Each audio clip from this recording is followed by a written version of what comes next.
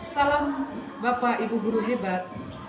Di sini saya Jojor Ana Situmorang dari SMP Negeri 1 Sidikala, Kabupaten Dairi, Provinsi Sumatera Utara, ikut ambil bagian di dalam rangka Hari Guru Nasional atau HGN 2023. Adapun topik yang saya ambil untuk video pembelajaran adalah tentang pembelajaran berdiferensiasi, meningkatkan minat belajar peserta didik. Berdiferensiasi berasal dari kata diferensi, yaitu perbedaan atau berbeda-beda. Dalam proses pembelajaran, peserta didik memiliki perbedaan yang meliputi kesiapan belajar atau intake, minat belajar, potensi kemampuan belajar, gaya belajar, dan lain-lain. Lebih detail lagi, perbedaan juga ditemukan dalam hal budaya, agama, ras, usia, profesi, jenis kelamin. Perbedaan berasal dari dalam dan luar diri peserta didik. Namun perbedaan ini sebaiknya tidak menciptakan adanya posisi yang lebih tinggi atau lebih rendah, karena pada hakikatnya manusia dipandang sama di hadapan Tuhan. Perbedaan ini seharusnya tetap dihargai sebagai suatu potensi besar yang harus dikembangkan. Tempat saya bertugas tidak berbeda dengan di tempat lain, di mana peserta didik juga memiliki latar belakang yang berbeda-beda. Maka sebagai seorang guru, seharusnya memperhatikan hal ini. Sebagai langkah awal yang dapat dilakukan adalah mengenal profil pribadi masing-masing peserta didik, melakukan asesmen awal untuk mengetahui tingkat kesiapan belajar peserta didik, menggunakan metode yang bervariasi dalam pembelajaran, diantaranya metode ceramah bervariasi, diskusi kelompok, bermain peran, simulasi, presentasi, dan lain-lain. Menggunakan model pembelajaran kontekstual, discovery learning, berbasis proyek, kolaboratif, dan lain-lain. Tujuan pembelajaran berdiferensiasi. Secara umum, tujuan pembelajaran berdiferensiasi adalah meningkatkan minat belajar peserta didik dalam proses pembelajaran, saling menghargai di antara sesama peserta didik dengan guru dan sesama guru, menggali potensi kemampuan, talenta yang dimiliki para peserta didik. Manfaat pembelajaran berdiferensiasi: memantau kesiapan belajar para peserta didik dari awal proses pembelajaran. Guru semakin memahami profil belajar masing-masing peserta didik, memberi keleluasaan kepada peserta didik untuk mengembangkan potensi diri, bakat, dan minat, menghindari adanya pembeda-bedaan bagi setiap peserta didik, menerapkan program dan proses merdeka belajar yang berpusat pada peserta didik.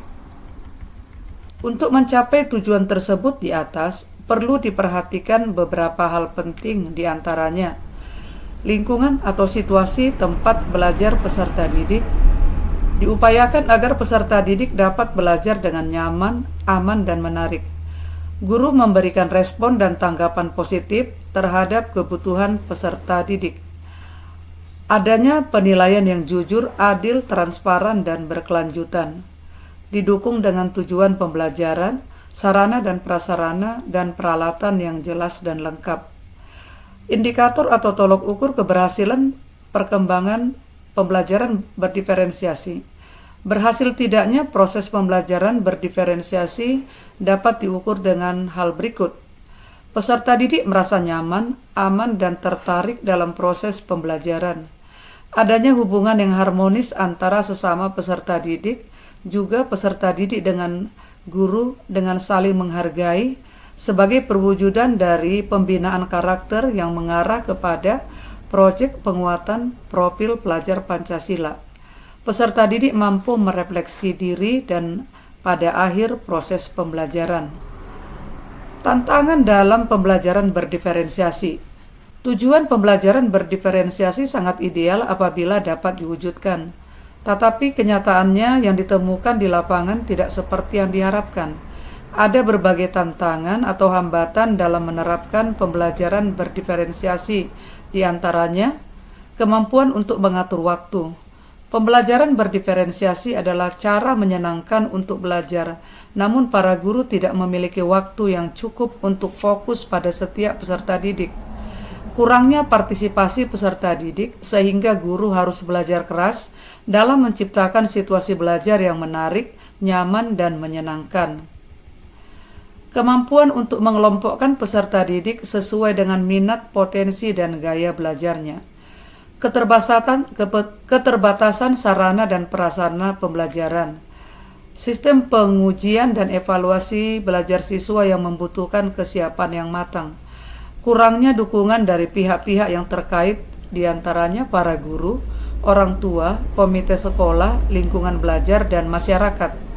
Memerlukan keterampilan untuk memanajemen kelas. Proses pembelajaran berdiferensiasi. Dalam proses pembelajaran berdiferensiasi tidak hanya berfokus pada produk pembelajaran, tetapi juga pada proses dan konten materi. Ada beberapa langkah yang dipersiapkan dan dilakukan, yaitu 1. Menggunakan kegiatan yang berjenjang dan berkesinambungan. Artinya, proses pembelajaran tidak hanya sekali dilakukan, tetapi secara kontinu dan bertahap sesuai dengan fase pembelajaran.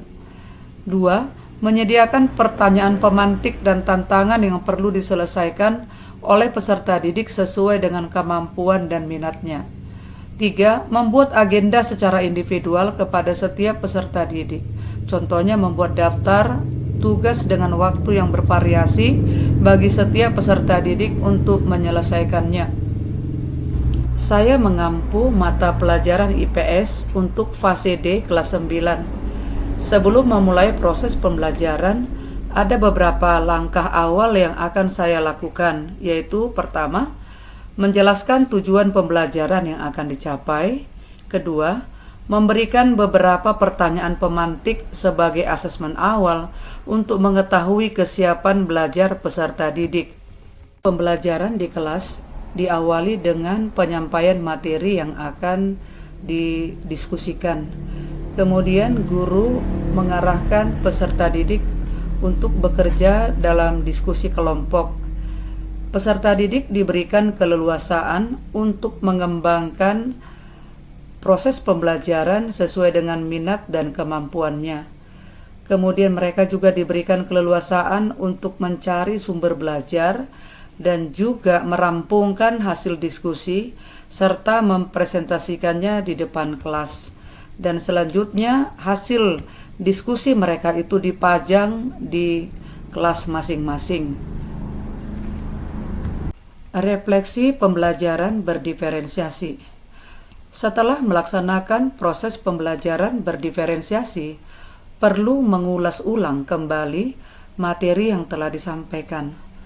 Cara paling sederhana adalah dengan menulis resume atau intisari pembelajaran.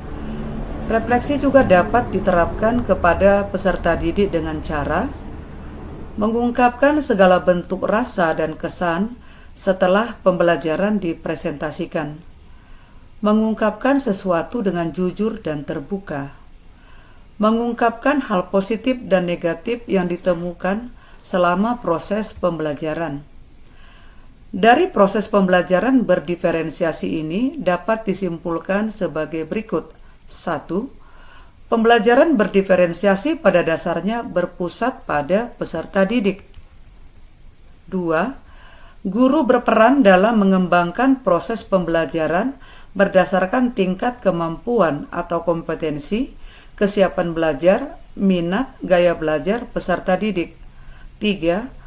Karena setiap peserta didik adalah istimewa dan unik, maka pembelajaran berdiferensiasi sangat sesuai dengan sarana perwujudan pembelajaran yang menarik, nyaman, dan aman bagi peserta didik. 4. Setiap guru sebaiknya menjadikan pembelajaran berdiferensiasi ini sebagai salah satu strategi dalam memenuhi kebutuhan belajar setiap peserta didik.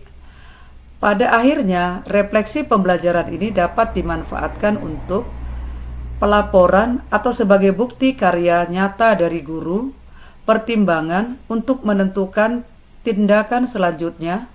Percontohan dapat diamati, ditiru atau modifikasi atau ATM bagi guru lainnya.